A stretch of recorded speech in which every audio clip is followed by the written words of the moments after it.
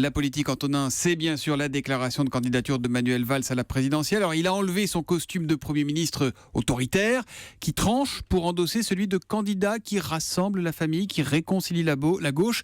Est-ce qu'il a réussi sa mue, selon vous ? Alors, il nous a joué la transformation façon super-héros. Vous savez, c'est Clark Kent qui entre dans une cabine téléphonique et qui ressort en Superman, ou Don Diego de la Vega qui disparaît et Zorro qui apparaît la minute d'après.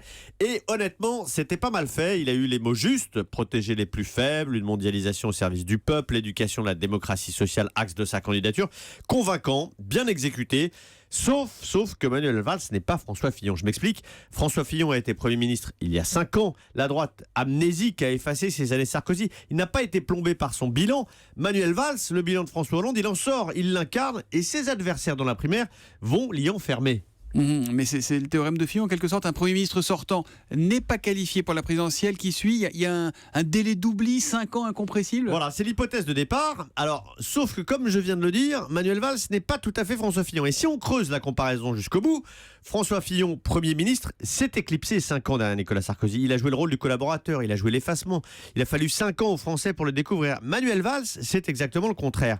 Il ne s'est jamais effacé dans l'ombre de François Hollande. Il y a une image qui rappelle assez bien, qui marque assez bien ce quinquennat.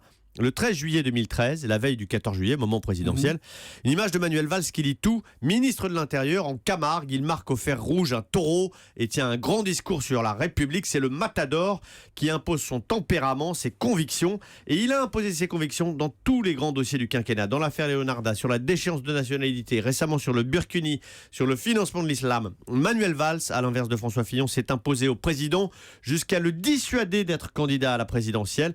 Les Français ne le découvrent pas, il s'est imposé à eux et à la gauche, et c'est là sa force. Voilà, en tout cas, on va avoir une primaire passionnante et on vous fera vivre évidemment la primaire de gauche de la même manière qu'on vous a fait vivre la primaire de la droite et du centre sur Europe 1.